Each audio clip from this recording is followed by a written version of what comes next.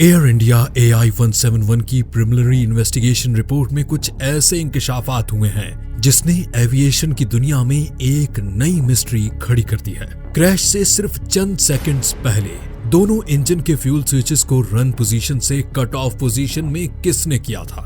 जब fuel cut off होने के बाद दोनों इंजन घुटने लगे तो एक पायलट ने पूछा कि फ्यूल कट ऑफ क्यों किया है, जिस पर दूसरे पायलट ने कहा कि मैंने नहीं किया।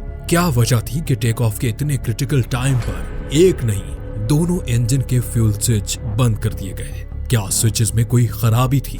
पायलट ने जानबूझकर या फिर ये किसी माल फंक्शन का नतीजा था? हिस्ट्री में हुए दूसरे ऐसे ही हादसे जिसमें पायलट ने जानबूझकर सुसाइड किया था, उनमें और AI-171 में क्या कुछ कॉमन है? आज हम डीप में जाकर इस मुद्दे को समझने की कोशिश करेंगे। नाजरीन, 12 जून 2025 की सुबह अहमदाबाद इंटरनेशनल एयरपोर्ट पर एक रूटीन का दिन था। हवा में हल्की सी गर्मी और आसमान बिल्कुल साफ था। कुछ जहाज टर्मिनल पर खड़े पैसेंजर्स को ऑनबोर्ड कर रहे थे तो कुछ टैक्स के फेज में थे, जबकि रनवे पर हर 5 मिनट में कोई जहाज लैंड या टेक ऑफ कर रहा था। इसी भीड़ के बीच एयर इंडिया का एक बोइंग 7878 ड्रीम लाइनर भी खड़ा था, जिसका टेल नंबर VTA-NB जबकि फ्लाइट नंबर AI-171 था। ये जहाज आज के दिन ही 2 घंटे पहले दिल्ली से अहमदाबाद आया था और अब ये अहमदाबाद से लंदन जाने के लिए बिल्कुल तैयार था। कोई नहीं जानता था कि चंद लम्हों के बाद ये ड्रीम लाइनर दुनिया भर में हेडलाइंस और एविएशन की दुनिया में एक मिस्ट्री छोड़ने वाला है। कॉकपिट में 56 इयर्स के कैप्टन समेत सुबरवाल मौजूद थे, जिनका टोटल फ्लाइंग एक्सपीरियंस 15,600 घंटे बताया जा रहा है, जिसमें से 8,200 घंटे उन्होंने इसी बोइंग 787 पर हासिल किया। जबकि को पायलट, जिन्हें फर्स्ट ऑफिसर भी कहा जाता है, 32 आवर्स के लाइफ एक्सपीरियंस थे, जिनका टोटल एक्सपीरियंस 3400 आवर्स और बोइंग 787 को वो टोटल 1128 आवर्स फ्लाई कर चुके थे। रिपोर्ट में बताया गया है कि दोनों पायलट्स ने फ्लाइट से करीब 1.5 घंटे पहले ब्रीथ एनालाइजर टेस्ट पास किया और फ्लाइट के लिए बिल्कुल परफेक्ट पाए गए। यही सेम एयरक्राफ्ट VTA-NB दिल्ली से फ्लाइट AI-423 ऑपरेट करते हुए अहमदाबाद पहुंचा था। पिछली फ्लाइट में एक छोटा सा टेक्निकल इशू आया था, जिसे एयरक्राफ्ट मेंटेनेंस इंजीनियर ने ट्रबल शूटिंग करके क्लियर कर दिया। अब ये जहाज अपनी अगली परवाज के लिए बिल्कुल तैयार था। फ्लाइट AI-171 में टोटल 230 पैसेंजर्स थे। इन्वेस्टिगेशन रिपोर्ट में लिखा गया है कि जहाज में 54,200 kg का फ्यूल भरा गया और उसका टेक ऑफ वेट 2,13,400 kg था, जो बोइंग 787 के लिहाज से बिल्कुल नॉर्मल रेंज में आता है। जहाज में किसी खतरनाक सामान की मौजूदगी के निशानात भी नहीं मिले, सब कुछ मामूल के मुताबिक था। बोर्डिंग होने के बाद एयर ट्रैफिक कंट्रोल टावर की रिकॉर्डिंग्स के मुताबिक 1:13 पर एयरक्राफ्ट ने टर्मिनल से पुशबैक और स्टार्टअप की परमिशन मांगी। 1:33 PM और 45 सेकंड्स पर ATC ने एयरक्राफ्ट को रनवे 23 पर लाइन अप होने की इंस्ट्रक्शंस दी। उस वक्त विंड स्पीड 6 नोटिस यानी तकरीबन 11 किलोमीटर पर आवर्स थी। मौसम बिल्कुल साफ और विजिबिलिटी 6000 मीटर्स रिकॉर्ड की गई। कहने का मतलब है कि सब कुछ एक नॉर्मल टेक ऑफ के लिए बिल्कुल परफेक्ट था। टेक ऑफ की परमिशन मिलने के बाद 1:37 और 37 सेकंड्स पर पायलट ने थर्स्ट लेवर ऊपर करके स्पीड अप होना शुरू किया। याद रहे कि इस फ्लाइट में टेक ऑफ को पायलट क्लाइव कर रहे थे, जबकि कैप्टन स्मिथ का रोल सिर्फ मॉनिटरिंग करने का था। Enhanced airborne flight recorder data के मुताबिक एयरक्राफ्ट ने 1:38 और 33 सेकंड्स पर V1 स्पीड हासिल कर ली। ये 153 मील या फिर 283 किलोमीटर पर आवर की स्पीड होती है, जिसके बाद टेक ऑफ को अबॉर्ट करना मुमकिन नहीं होता। 2 सेकंड्स के बाद VR की स्पीड भी हासिल हो गई, जो 155 नोटिस हुई थी, और फिर 1:38 और 39 सेकंड्स पर एयरक्राफ्ट ने टेक ऑफ कर लिया। यहाँ तक जो कुछ भी हुआ सब कुछ नॉर्मल था। CCTV फुटेजेस में भी देखा जाए तो लिफ्ट ऑफ तक सब कुछ नॉर्मल दिख रहा है, लेकिन इसके बाद जो हुआ उसने सब कुछ बदल दिया। तकरीबन 3 सेकंड्स के बाद एयरक्राफ्ट ने 180 नोटिस की स्पीड भी अचीव की, जिसका मतलब है कि टेक ऑफ के 3 सेकंड्स बाद तक भी इंजन थर्स्ट प्रोड्यूसर्स कर रहा था। इनहैंस्ड एयरक्राफ्ट फ्लाइट रिकॉर्डर की मदद से मालूम पड़ा कि उसके फौरन बाद इंजन 1 और इंजन 2 के फ्यूल कट ऑफ स्विचेस एक के बाद एक सिर्फ 1 सेकंड के वक्फे से रन पोजीशन से कट ऑफ पोजीशन में तब्दील हो गए। इंजन के फ्यूल सप्लाई अब कट गई और उनकी इन 1 और इन 2 वैल्यूज तेजी से गिरने लगी, यानी इंजन का थर्स्ट तेजी से कम होने लगा। कॉकपिट वॉइस रिकॉर्डर, जिसमें कॉकपिट की तमाम आवाजें रिकॉर्ड होती हैं, उसमें सुना गया कि ठीक उसी पॉइंट पर एक पायलट कहता है कि तुमने फ्यूल स्विच क्यों कट किया है, और अगले ने बोला कि मैंने नहीं किया। इन्वेस्टिगेशन टीम को अभी तक ये नहीं पता चला कि किस पायलट ने ये सवाल किया था और किस पायलट ने जवाब दिया। सीसीटीवी फुटेज में भी लिफ्ट ऑफ के फौरन बाद ही रेमेयर टर्बाइन डिप्लॉय होता दिखाई दिया, जिसे शॉर्ट में रेड भी कहते हैं। ये एक इमरजेंसी पावर सर्विस होता है जो इंजन बंद होने पर ऑटोमेटिकली डिप्लॉय होता है।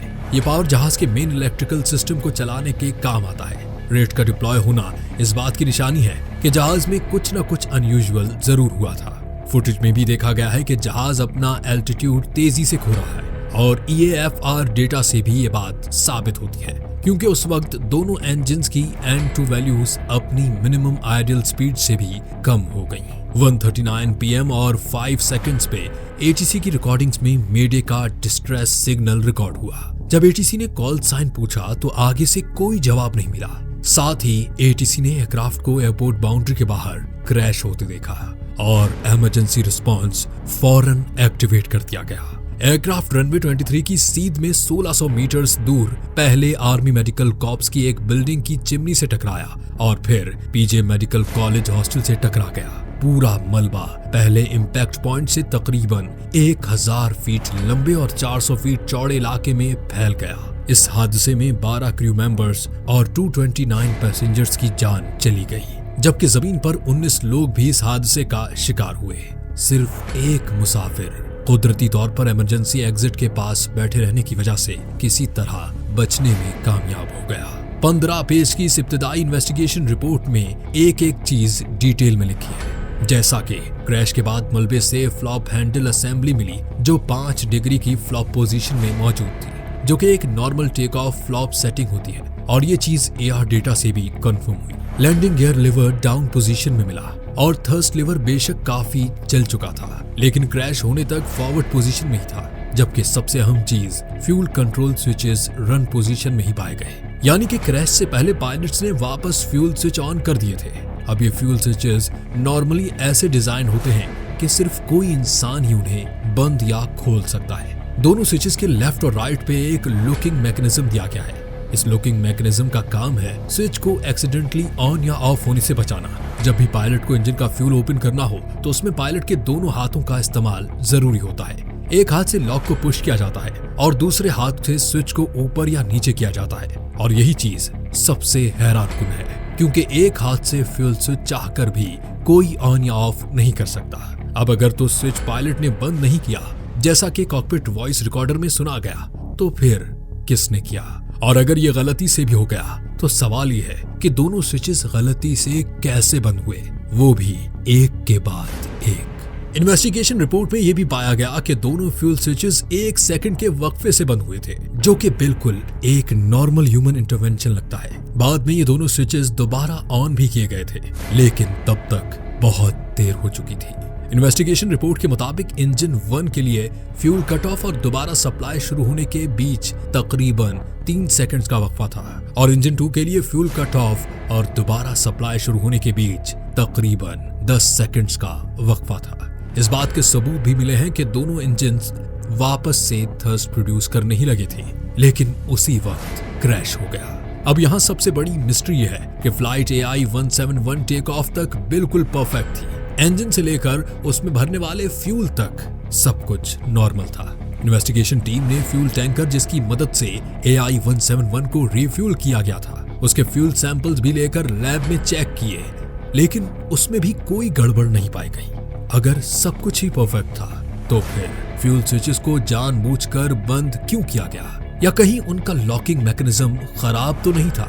रिपोर्ट में एक और अहम चीज का भी जिक्र है, और वो ये है कि FAR ने 2018 में एक special air evidence information bulletin जारी किया था, जिसमें fuel control switch locking feature के निकलने के इम्कान के बारे में बताया गया था। यानी फ्यूल स्विच के लॉकिंग फीचर के निकलने का खतरा कहीं न कहीं एविएशन इंडस्ट्री में मंडला जरूर रहा था। ये बुलेटिन, जिसे सेब भी कहा जाता है, बोइंग 737 एयरप्लेन्स के ऑपरेटर्स की शिकायत पर जारी किया गया था, जिसका मतलब है कि बोइंग 737 के कुछ एयरक्राफ्ट्स में ये मसला पहले भी रिपोर्ट हो चुका है। फ्यूल कंट्रोल स्विच डिजाइन जिसमें लॉकिंग फीचर भी शामिल है मुख्तलिफ बोइंग एयरप्लेन मॉडल्स पर एक जैसा ही है, जिसमें पार्ट नंबर 4TL8373D भी शामिल है और वही part air India flight AI-171 में इस्तेमाल होने वाले एयरक्राफ्ट VTA-NB में लगा हुआ था। FAA ने 7 साल पहले वार्न किया था कि कुछ फ्यूल कंट्रोल स्विचेस के लॉक डिसएंगेज स्टेट में इंस्टॉल हुए हैं। एयर इंडिया ने इस इंस्पेक्शन को स्किप किया क्योंकि वो मैंडेटरी नहीं बल्कि FAA की तरफ से महज एक एडवाइजरी थी। लेकिन दूसरी तरफ अगर एज्यूम किया जाए कि एयरक्राफ्ट का फ्यूल स्विच लॉकिंग मैकेनिज्म खराब भी था और टेक ऑफ के दौरान गलती से वो स्विच ऑफ हो गया, तो इतना बड़ा इत्तेफाक कैसे हुआ कि दोनों स्विचेस 1 सेकंड के वक्फे से एक के बाद एक बंद हो गए? और अगर तो पायलट ने खुद जानबूझकर किया तो उसकी सिर्फ एक ही वजह हो सकती है और वो है सुसाइड।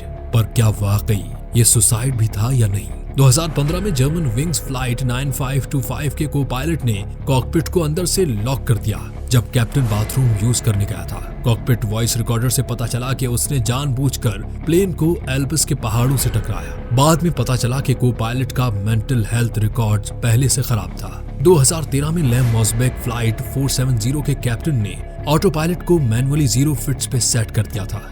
जब फर्स्ट ऑफिसर कॉकपिट से बाहर गया, FDR डेटा से कंफर्म हुआ कि उसने ये काम जानबूझकर किया और एयरक्राफ्ट क्रैश हो गया। इसी तरह 1999 में एजेंट फ्लाइट 990 में भी क्रैश होने से पहले कॉकपिट में रिलीजियस फ्रेजेस सुने गए और उसके बाद एयरक्राफ्ट नोज डाइव पोजीशन में चला गया। को पायलट का यह अमल एजेंट की गवर्नमेंट के मुताबिक एक मैकेनिकल फेलियर का नतीजा था, जबकि FAA ने इसे सुसाइड मिशन तस्वुर किया। और 1997 में सिल्क एयर फ्लाइट 185 में भी पायलट ने पहले कॉकपिट वॉइस रिकॉर्डर और फ्लाइट डेटा रिकॉर्डर को मैनुअली बंद किया और उसके बाद जहाज को नोज डाइव पोजीशन में लाकर क्रैश कर दिया। हिस्ट्री के इन वाकयात को नजर में रखते हुए इन सब सुसाइडल मिशंस में एक चीज कॉमन पाई गई, पायलट का ATC को जवाब न देना। लेकिन एयर इंडिया 17 के केस में जैसा उसे सोशल मीडिया पर सुसाइडल मिशन बनाकर दिखाया जा रहा है, वैसा हरगिज नहीं लगता, एटलीस्ट अभी तक की इन्वेस्टिगेशन के मुताबिक, क्योंकि पायलट ने एक पॉइंट पर आकर फ्यूल स्विचेस वापस ऑन किए थे।